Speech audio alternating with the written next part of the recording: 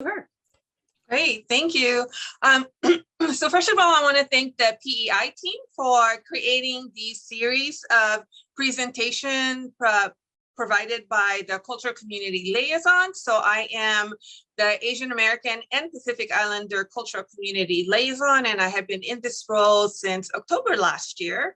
And so one of our responsibilities is to provide education and information about the communities that we serve. And so, so today, as the title says, is really helping you get a better understanding about how this myth or the stereotype impacts everybody, not just our community.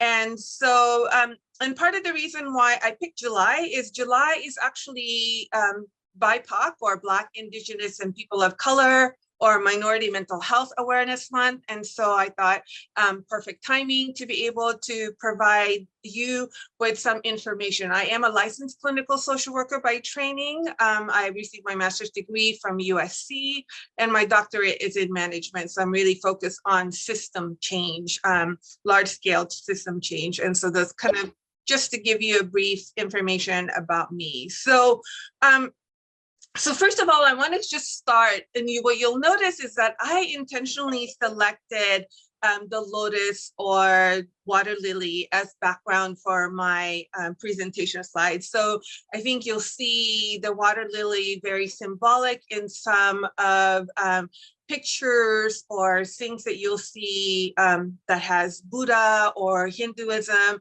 And so it has a lot of symbolism. But for me, I think, part of the reason why I selected it is that, when you're looking at a flower that thrives and survives under murky or muddy, dirty water, it really actually speaks to the experience that a lot of people of color, in this case, I'm specifically talking about Asian American Pacific Islander, being able to kind of, go through all of those different adversity. But it also has that other symbolism for me in the sense of, especially with the topic that we're talking about. And then we're talking about this, what seemed like a positive stereotype, right? Model minority. And so it looks pretty at the top, but then really there's all these other stuff that's going on underneath that it's invisible and people don't see. And so that's kind of part of why you'll keep seeing, different, and this is also my creativity outlet anyway. So I like to look for pretty pictures. So, so anyway, I wanted to kind of just center us in this topic that we're talking about. So in this quote is, "May I live like the lotus at ease in muddy waters, murky, either way, the same thing." So, so first of all, right, so, we are not a stereotype. And this is really about talking about the stereotype of model minority. And so I want to break it down, and kind of go through all of that. So it's hard to talk about the stereotype without really giving you a quick, fast, history of what AAPI communities have gone through. So we'll start with, in the 1800s, the Chinese Exclusion Act. And actually, when, it's visa history that you didn't learn about in high school or college, or, unless you attended an Asian American studies, it's not even something that you may even have heard about. So, but for the most part, I think that in the AAPI community, we talk about Chinese as being the first considered illegal aliens, because there was a lot of different things like the Chinese Exclusion Act and that kept them out of coming here. And so there were different routes that they've gone through. And then, so we can't also forget that the Executive Order 9066 of incarcerating over 112,000 Japanese American or Japanese in the US because of World War II. And so just because of their ancestry. And so, and then we have also Bigat Singh, who is an example of someone who served in the US Army. He went to UC Berkeley and he applied for citizenship. He was approved, but then got denied again. And so, and part of what the history behind that, it was like, well, in the Naturalization Act at the time, it was, you know, he didn't fit the white category, nor was he Black. And so then they couldn't figure out, well, he doesn't meet any of these categories. So then he can't really become a US citizen, even though he served in the US Army. And like I said, he was educated at UC Berkeley. And so again, all of these history will make sense as I go through what this all means. And this term model minority actually was popularized in an article in the New York Times in 1966. So Professor Peterson was talking about how the Japanese Americans, despite what they went through, again, the whole incarceration, that they work hard because of hard work, you know, now they're successful. But part of the problem with this article is that, remember, this is 1966. So this is also around the time of civil, civil rights movement. And so part of what kind of came out of this article is really being able to compare the issue that, hey, Asians, or in this case, Japanese American, are able to kind of deal with this. So why can't these other groups? And, so there's really not a problem, if you just work hard. And so that kind of became a problematic narrative in that. And so part of what the article also did not recognize is that all of that model minority myth is kind of as a result of these immigrant trauma or immigration trauma that is really cut across all of these things. So, and you'll hear it throughout my presentation in terms of how that's impacted us. And so in a sense that, for example, with the Japanese American, it's one of those things, well, gosh, if they were born here and they didn't really do anything, and yet they were incarcerated. So, when they were release, it was more of really trying to prove, hey, we are US citizen, we are good immigrants, we are good minorities. And so it's from that traumatic experience that really all of that expectation that they needed to feel like they belonged here and that they were contributing as American citizens. And so that whole image of, expectation of being a good immigrant, right? So from the Chinese Exclusion Act of being seen as a yellow peril, in this case, that was mostly referred to with the Chinese immigrants, to now being seen as the model minority. But in order to, for us to be that good immigrant is that, we just do our job, work hard, but we really can't say anything to question the dominant community or dominant culture. So then we would be considered bad if we protest or do anything that would question the dominant culture. And so part, again, that whole believing this model minority myth is really a problem in that it really pitted us against African American in particular. Again, when that article first came out, it was used as that, like, hey, why can't you do what they're doing? And there's really not an issue. And so it really detracted from the issue of racism, and it still does. And I actually want to read this one quote. And so the model minority myth pits people of color against one another and creates a hierarchy in which Asian people are often represented at the top by putting people of color in competition with one another. The myth distracts us from striving together towards liberation for all. And so again, rather than focusing on the issue at hand, which is the systemic racism, then it is more of, that whole, well, work hard, do all of these things, and then fit kind of our expectation of what you're supposed to be doing in order to succeed. And so it really creates an inequality for all. And so that, just because then that whole expectation of working hard, education, and then really, kind of taking away from how people of color were treated and are still being treated today. So, and part of, kind of also what emerged from this whole issue of this whole stereotype is also based on that colonial mentality, which then impacts us from internalized oppression. And so really having that understanding that how much of that whole acculturation, assimilation, is stressful, and being able to conform of what's expected, and mostly conform to a white, middle class Christian picture of what an American should be.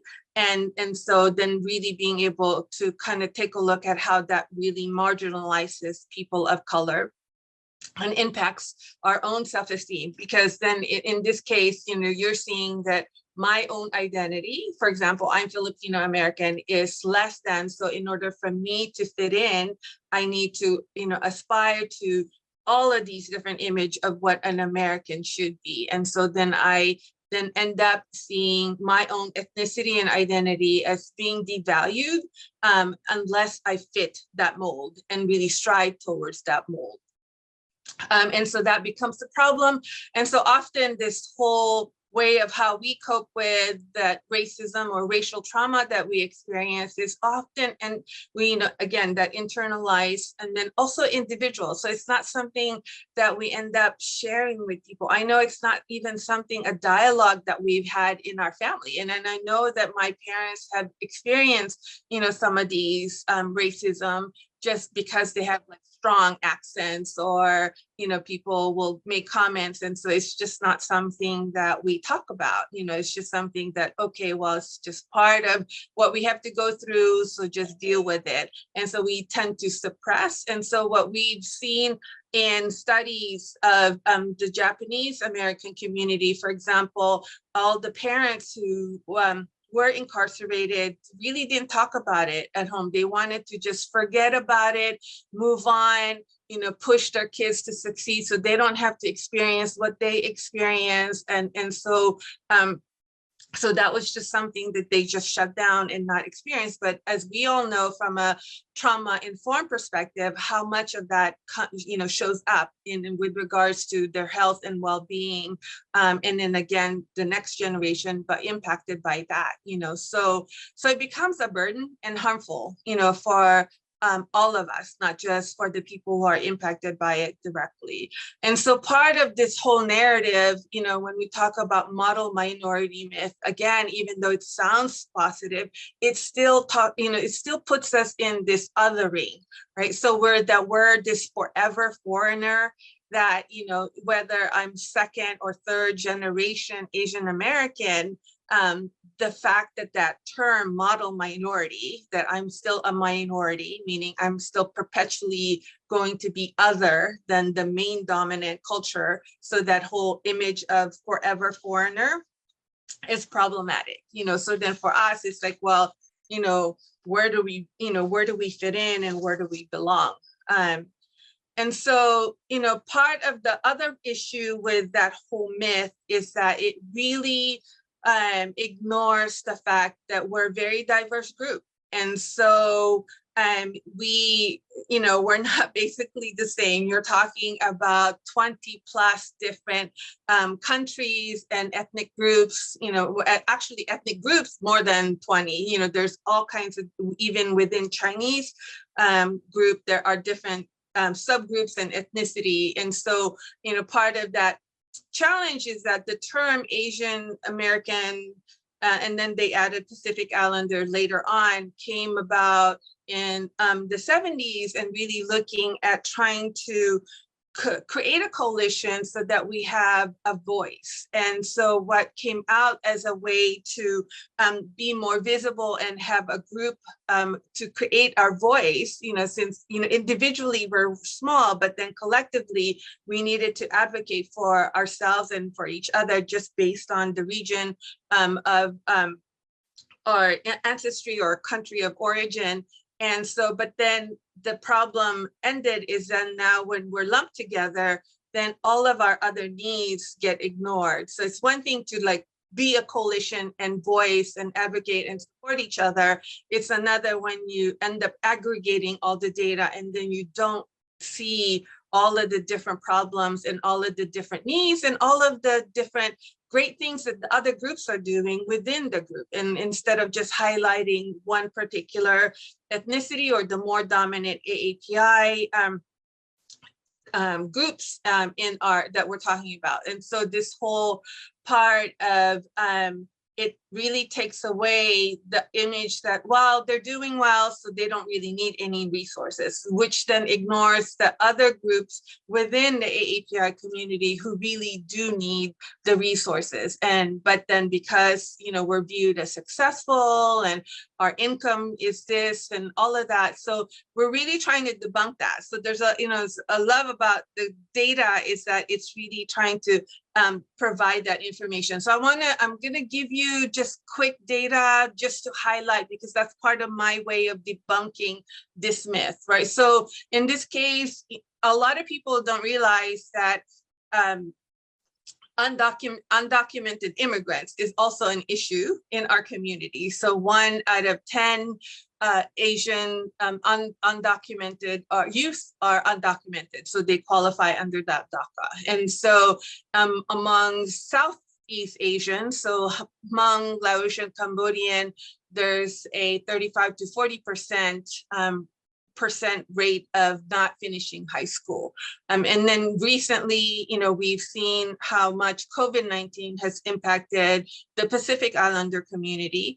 And so these are just some of those other areas. And I'm gonna go through some of the other data as well to just give you an idea. So if we're just looking at like income, in this case, there is a huge gap between the highest earning AAPI, in the $100,000 to the lowest income, so not even minimum wage, right? So 44K.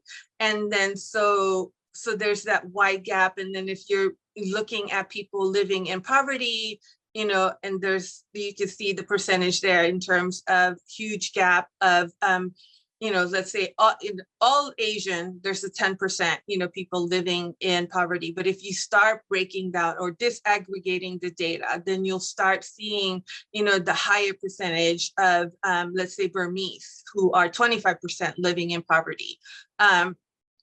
And so these are things that, we're not seeing those smaller groups within AAPI who really do need the resources. So,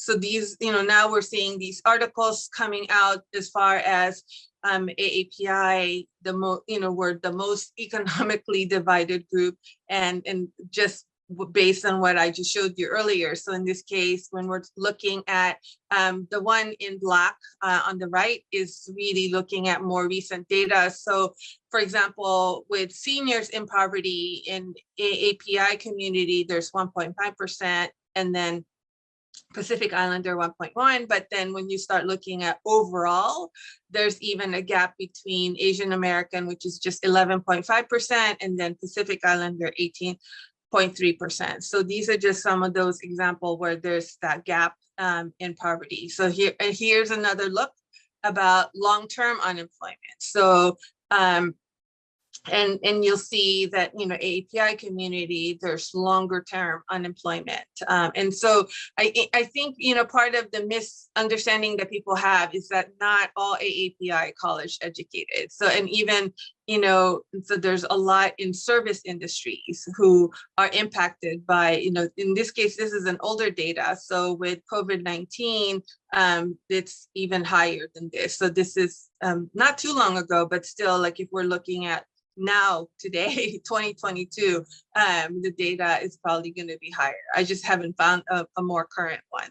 So part of the other problem with this narrative of model minority myth, it really is a disabling pressure on our youth. And so that whole societal expectation, so it becomes both an internal and external pressure for us to be able to meet up that expectation. And so so this Time magazine came out in 1987, right? So now it's 20 years plus of, it just continues, from that first article of New York Times that this myth continues to persist. And so what's interesting is that on one hand, it just part of the reason why it's perpetuated is then the expectation from family, hey, see how all these other Asians are doing well, why can't you do that? So there's that whole ongoing pressure,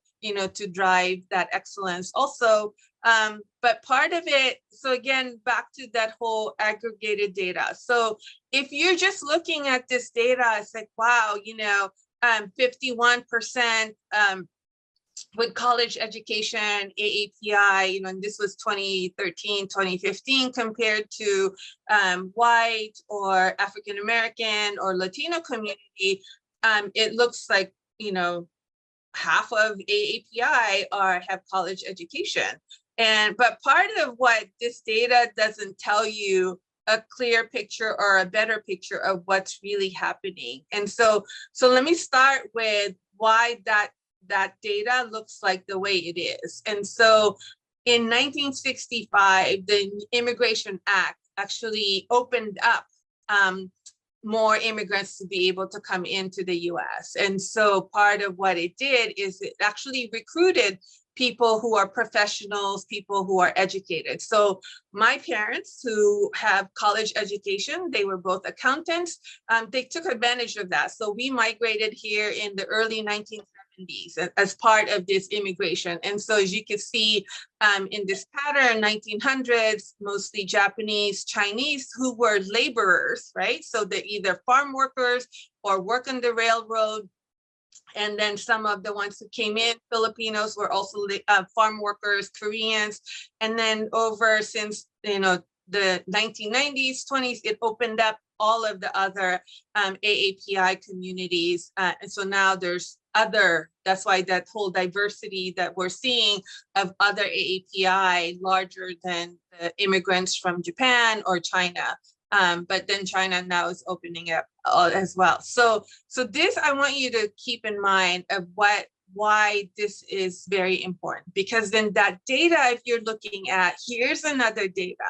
So when you're looking at Asian here, it says native born and foreign born, basically about the same, that whole 51% that we were talking about are college educated. And so if you think that if you're just interpreting that other data, it's like, well, gosh, all of the AAPI who, youth are succeeding, getting college educated. Well, so majority of those people, or half of those from that data, receive their education from, their country of origin.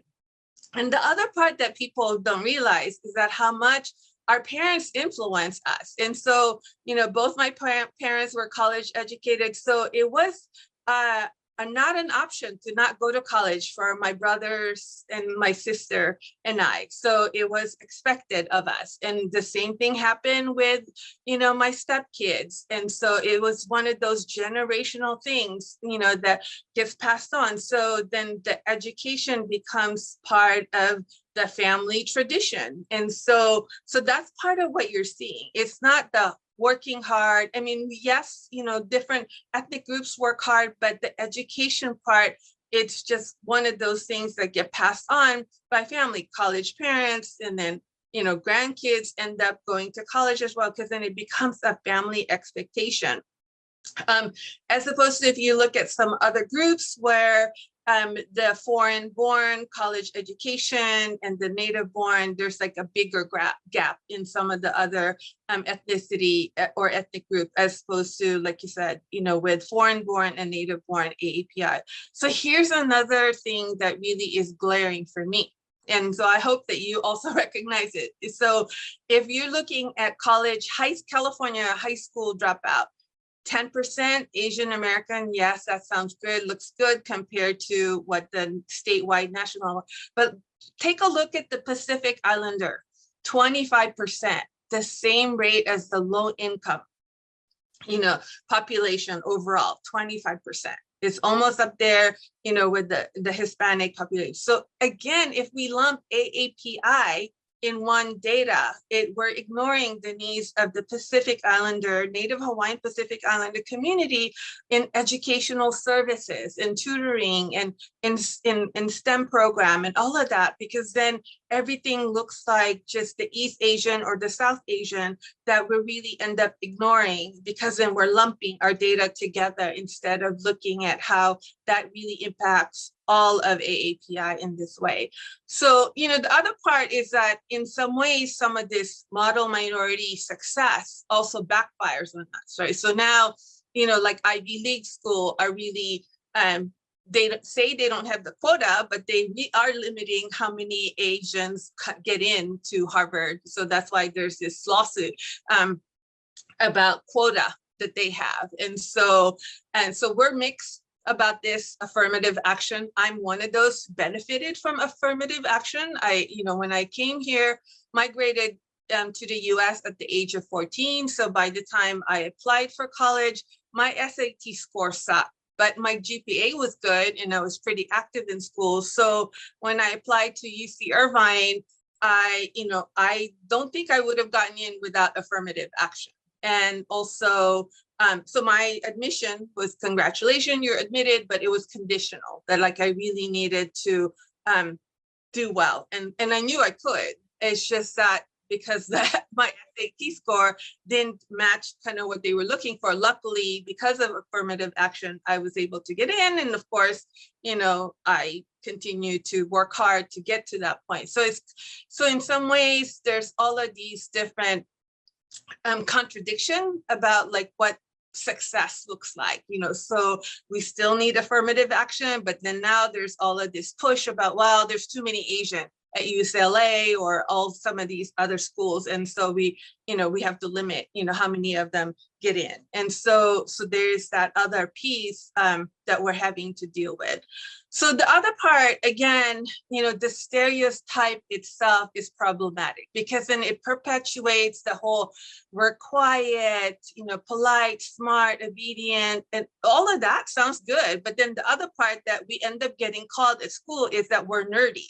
And then the images that you see in the movies, it's Chinese with glasses and the nerd, and actually, it's interesting because I know my stepdaughter kind of went through that phase, and that she was one of those, and she's multiracial. She's half Chinese, 1/4 white, 1/4 Hispanic. But when she got into high school, she has one of those high GPA, but she didn't want that nerdy image. And so she, wanted to be a cheerleader just so she can get rid of that Asian stereotype that, a student, who's smart, all of that. But then she wanted to be able to kind of balance that as far as her own identity and image. And so we needed to support her with that as well, because that was one of those as her growing up that she had to deal with, part of that, dealing with that part of her identity. So the other problem with that stereotype of us smart, quiet, all of that, it really impacts us in leadership position. And so this is my other passion of providing support to AAPI leaders and doing coaching for AAPI leaders, in a sense that we have what we call bamboo ceiling. And so when you look at the percentage of AAPI who are professionals, and I work in healthcare, so I see it, so you'll see a lot of nurses, a lot of South Asian doctors, but then I'll see 1 or 2 managers who are of AAPI background.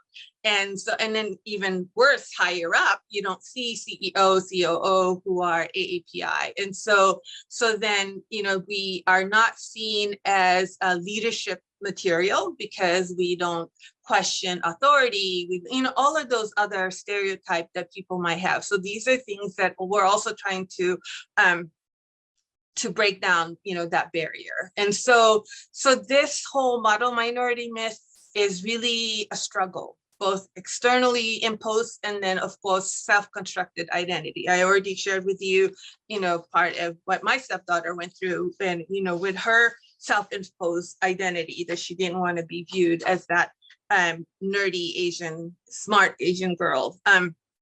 So, this whole stereotype is relentless. So, and I mean, I know this is a meme. It says A minus, that's an Asian F. And then like you'll see it in, I think I saw that in Glee as like one of their episodes, but you'll see it perpetuated in some of those stereotypes. But that whole pressure, that of being able to conform. But part of it, again, as I mentioned, and this is why I started with the history, it was our parents' way to survive and to try and to prevent that oppression, but as hard as they try, to help us fit in, so that we can be more white, to fit into the dominant, it's not happening in that sense. It just continues to just perpetuate the pressure, that we're experiencing, but that is, again, as a result of that immigrant trauma that a lot of our parents, but also that whole image of, you come here to the US, and so that American dream to pursue. So then we become our parents' American dream, because they're not able to fulfill their dream of, succeeding. Some of them don't end up working in the profession that they were trained to do or educated in their country of origin. And so now they invest everything they have on their children. And so there's that whole pressure, for the children as well.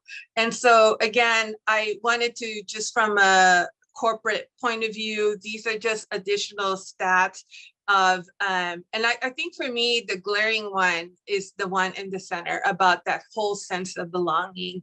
And so, for AAPI to not have that sense of belonging. And so I know a lot of organizations are working on DEI. So I know for me, one of the things that I've been passionate about, and is something that I working with our group at the hospital. I still work there per diem or part-time, and is supporting an affinity group, or Asian American employee resource group. And so a lot of corporations have that. And I think this is something that, with DBH or, RUHS, behavioral health, really, how do we, one way that we can retain or all of our BIPOC population, in this case, I'm advocating for AAPI, is like, what are we doing to support our AAPI employees? How do we make them feel, it's like, yes, we're recruiting for diversity, but once they get there, diversity, inclusion, is not enough, because they also need to feel they belong, and so that they don't have to give up their identity to belong, because often diversity ends up being, I have to conform versus belonging. Very different experience for us, so I think that that's something that people need to be mindful of. And so these employee resource group end up becoming that support for a lot of these employees. And so that's why a lot of companies now, as part of their DEI initiatives, are creating these employee affinity groups or resource groups. So at the hospital, we call them caregiver resource groups. So I belong to the AAPI one. I'm actually on the core team for the Southern California, the different hospitals in Southern California, and really working to support the AAPI employees of the different hospitals in Southern California. And so I think I already mentioned this earlier, that whole part about the real cost of this American dream. And so a lot of us who came here, our parents wanting us to have a better life than they did, but that cost is also pretty high, because then it means I have to assimilate. It means I have to, fit in, to conform, and to do all of these other things to fulfill that American dream. And so there's a lot of these different links that when you guys get the slide deck, I want to encourage you to, read up some more of the different articles. There's videos, links that I also will provide you. So the other part, I think, that comes with this whole model minority myth is the whole imposter syndrome. And I know it's not in the DSM, but it is still a real experience for us. So, and it's like, sounds like, oh, it's a diagnosis. It's not. So unofficially, it's not a diagnosis in DSM, but it is still something that we experience. And so, that whole feeling of not being good enough. And so, and like who do you think you are, just, and it's interesting. So being able to kind of, on one hand, we're praised and say, hey, model minority, but then when you succeed, it's like, then you start thinking like, oh gosh, who do you think you are? You're not that great. And so it's, yeah, so here's one example is Suni Lee. So she won the overall gold in the Olympics. And so she talks about having the imposter syndrome experience, and how much that impacted her, and being able to kind of really deal, with her own self-esteem and self-image and mental health. I experienced it. So I actually experienced it more so at USC when I was working on my master's degree. And so it was, I think I've shared this in other presentations I've done. So my first B in grad school, my first semester, was pretty devastating to me. And I can laugh at it right now, but it wasn't at the time, because then at the time I thought, my gosh, maybe they made a mistake of accepting me here, and so what if I don't make it? This is my dream to get my master's at USC, and all of that, the whole question. I mean, to the point where I did take advantage of the free counseling services they have on campus. And so that really helped me to cope with all of that stress, the whole 2 years that I was in grad school. And again, like really dealing with this whole imposter syndrome that I was experiencing, that whole, my own pressure, but also, even though my parents weren't saying it, I mean, they were proud of me, but that whole pride that they had about me going to USC and, bragging about me with, family, their friends, that was a lot of pressure too. It's like, and then, like I said, when I got a B, I thought, oh my gosh, maybe, I'm going to flunk out, but B is not flunking out, but it's just like that pressure that you build up, in your head was real.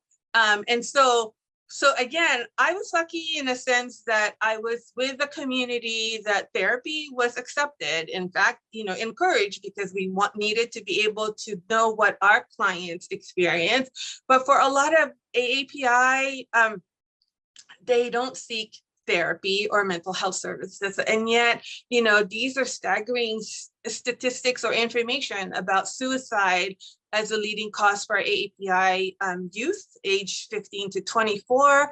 And so it goes on. And that's why part of what our UHS behavioral health is doing is to really provide outreach and contract with the Asian American Pacific Counseling Center, the Mental Health Resource Center, and some of the other organizations to really remove the stigma around mental health and address, all of these. And so, I mean, since this is not about all of the different detail, and there's a lot to be said. So with regards to even the Southeast Asian community who have post-traumatic, stress disorder, that's passed on, like, so either themselves as the first immigrant or their parents experienced that, but then now they're impacted by the PTSD that their parents experienced, and then so there's substance abuse and domestic violence, all of those, adverse childhood experiences, then that impacts the second or third generation mental health. And so why our help-seeking behavior for AAPI is pretty low, pretty bad. And so part of it is the cultural belief. And so, the whole, you don't want to bring shame to your family, so we just keep it to ourselves, or you just suppress the feeling. Again, the whole stigma around, not understanding that mental illness really mean mental health. Mental health is just all our overall health and well-being, with regards to our self-esteem and how we, are able to go about our day-to-day life. And then just the whole lack of awareness about the services. And so again, that's why, I appreciate what our UHS behavioral health is doing with regards to all of the outreach, and all of you who are here, being here itself, being able to kind of continue to understand and learn for yourself. And so the other biggest problem we have is language barrier. I can't tell you how huge that is. And so here's the data.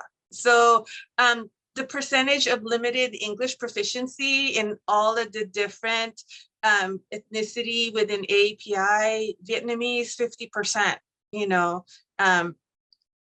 Korean 46%. And so, like as far as the preference to have a therapist who speak your language is so much needed, but there's not enough therapists out there who speak any of these, let alone the smaller groups. So, Balinese or Indonesian, Malaysian, all of the other, groups that need their service providers, not just mental health, but other health providers, so doctors, and who understand what they're going through. So I think it's really glaring for us, that we have to do more as far as recruit and mentor other AAPI to really understand the need for mental health providers in our community, especially with the language barrier.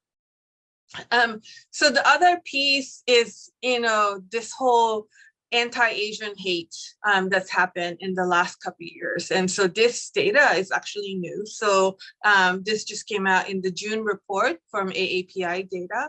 So when you look at how people, AAPI reporting experiencing discrimination, and 76%, so right up there with, Black or African American as far as, this past year with, the anti-Asian hate or violence against Asian that's been happening. So that actually is, taking a toll on our mental health, and just the everyday microaggression, the go back to your country, the whole constant asking, where are you from? And even again, this whole model minority myth is a form of microaggression that, it's not something that, we see as positive. And so I think it's important for us to really understand,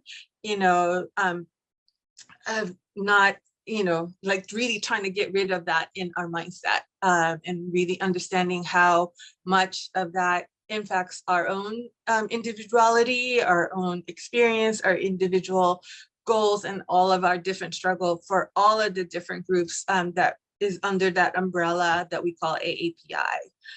So I actually also wanted to add this part of it. It's like I really wanted for people to understand that that whole model minority myth is really racism at its, kind of, there's no other way of coding it.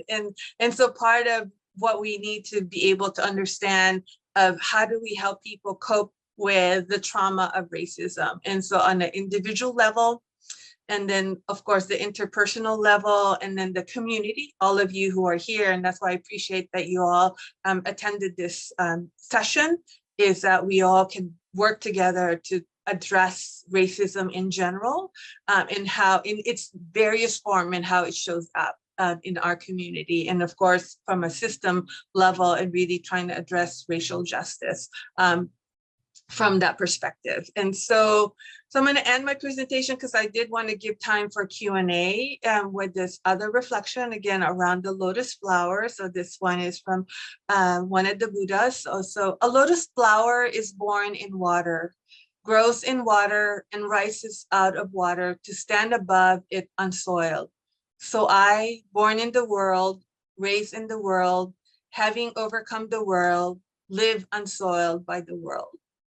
And so I know that as much all the different adversities that I've talked about here, and I think all of us are experiencing, and so hopefully, again, being able to rise from that murky, muddy water, and then helping those who are under the water come up, and so that we can bloom and thrive under those conditions.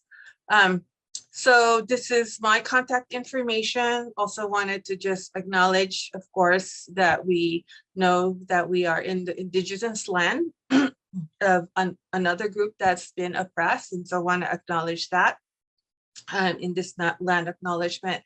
Salamat is the Filipino word for thank you.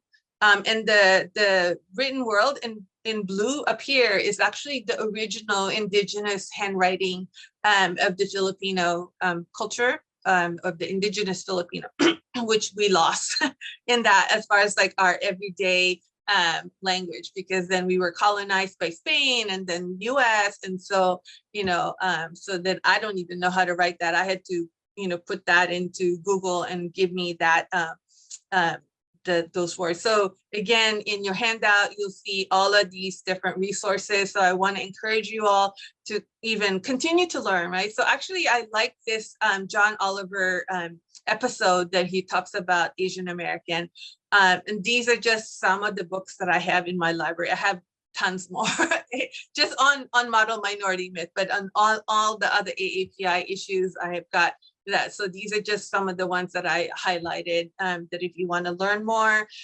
Locally, these are some resources nationally. So if you're looking for AAPI mental health providers, so nationally there's the Asian Mental Health Collective, around information around AAPI hate. And then locally, of course, we have our Asian American Counseling and Treatment Center, our AAPI Mental Health Resource Center, and of course, our Cultural Competency Asian American Task Force, which I'm part of that committee, and some of you are also here are part of that. So those are all the resources that I have. And with that, I'm going to stop. So I want to invite you for questions as well. So.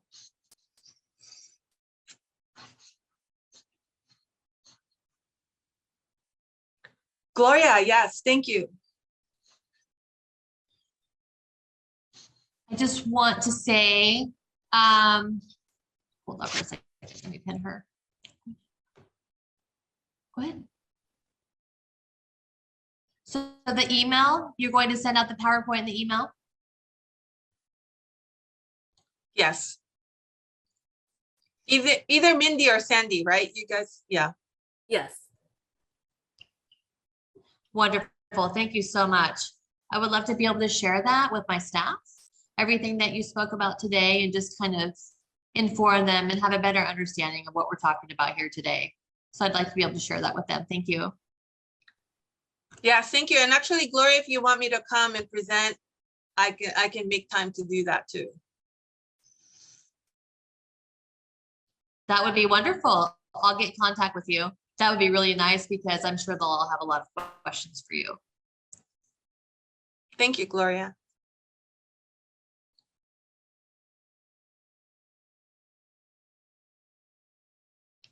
Other questions?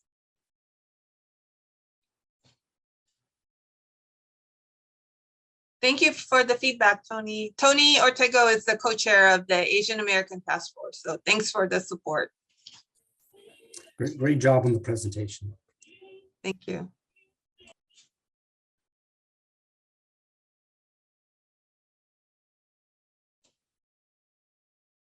Yeah, so we still have lots of time if you guys have any questions in particular. I know maybe you want to put the link for the survey, Mindy, or okay. Yes, as we're kind of thinking of questions that we may have, and just to thank you, Dr. Navarro, for spending the afternoon with us and just providing such a great overview and a presentation for us. I'm going to go ahead and put the survey link in the chat.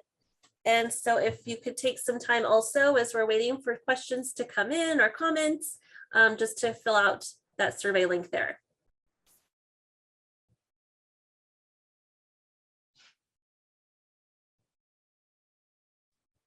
Not really a question, but I guess it kind of is a question and comment. But first, just thank you so much. And it is really nice to come into a room with so many diverse folk, because what I see just in this space of these little boxes are people who are trying to learn more about other people so they can also learn more about themselves and how other people interface with the world. So this is just really nice to hear about. And I just nodded with all the things you're saying. So I guess my question is, what advice would you have for people who may not have access to this type of workshop, for example, to, show them that it's okay to feel like an imposter sometimes, or things you might have for other people, whether or not you are identifying as Asian American, Pacific Islander or not? Yeah, so Brandon, thank you. So yeah, imposter syndrome is not just AAPI experience. I think we all experience that, anytime we're like in a newer role or doing something.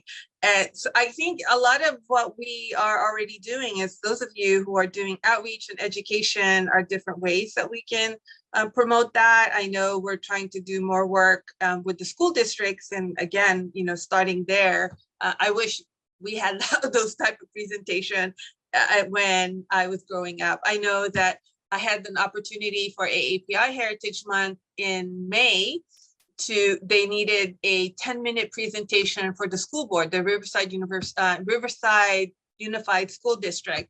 And so I figured I had my 10-minute. I did talk about model minority myth. And so really trying to put on their ears, like, hey, you know, this is something that we need to teach all the teachers in all of the school district. And so that they're not perpetuating that stereotype and only seeing AAPI as STEM material. And then, you know, the other other groups as non-STEM material. And because not everybody wants to go to college, you know, so, and what's interesting that people think it's like education or this achievement is a Asian culture, you know, value or belief is actually came from the trauma of poverty and all, you know, all of that. It's not so much a cultural trait as in more of a survival as a way to get out of poverty, of transitioning here into the US.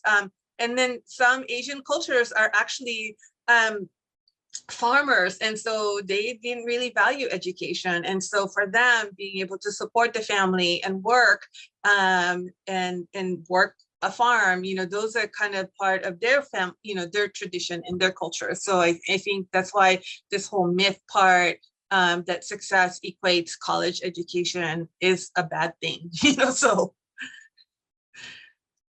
I guess I actually want to, I know there's a few here who identify as AAPI, and thanks for coming out for support. If you guys comfortable sharing your experience with this model minority myth and how it's impacted you would be great, so that people know that I'm not the only one who experienced that problem.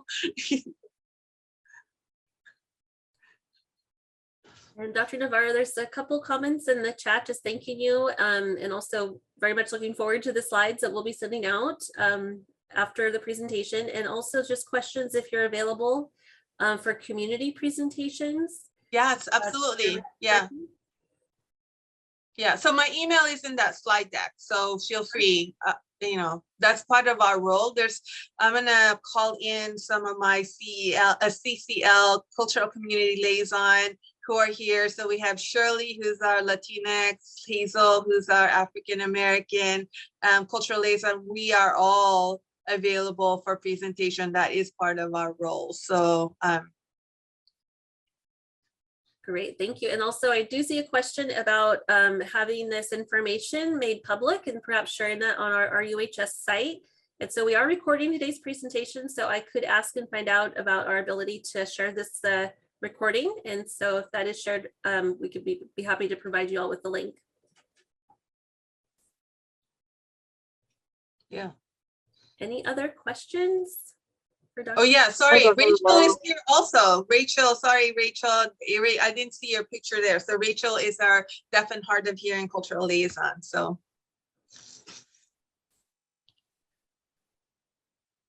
Sorry, someone unmuted and said something. Oh, hi, Dr. Navarro. It's Howard from Howard, yeah. Hi.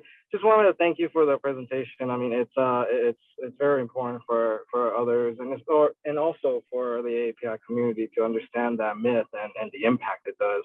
Because I'm actually on the other side of it. I'm Chinese American. However, I was undocumented until the age of 21. I've experienced mental health issues in my family and also suicide. And so that model minority myth kind of overlooks some of the difficulties of the socioeconomical impacts of, you know, the AAPI community, where, you know, we're expected, as you mentioned, you know, to be, you know, working hard and being, you know, just silent about things. And so that just adds to a lot of the difficulties that a lot of the AAPI community, the different ethnic groups that go through, and they, you know, probably because of this myth, are afraid to seek help and, you know, to you know, improve their health and their family lives. So thank you for this. Yeah, thanks. You know, the other thing, thanks, Howard, I just remembered what I forgot to mention, that shame is such a huge issue in AAPI culture. And so that's the other reason why we don't seek help, or we don't admit that you know, we're struggling with, you know, those different issues, or like in your case, your personal experience of hiding, you know, these secrets because around shame. So when I talked about, you know, that we don't seek help, but because there's this huge, shame base. So I think I saw Regina raise her hand earlier. So now I don't see her. Regina. Hi, Dr. Ernelin. Oh yeah, there you are. I I'm just looking. lowered my head. I just wanted to say thank you for this very helpful and informative presentation as well. And thank everyone in the comments too. And also appreciate Howard's comment as well.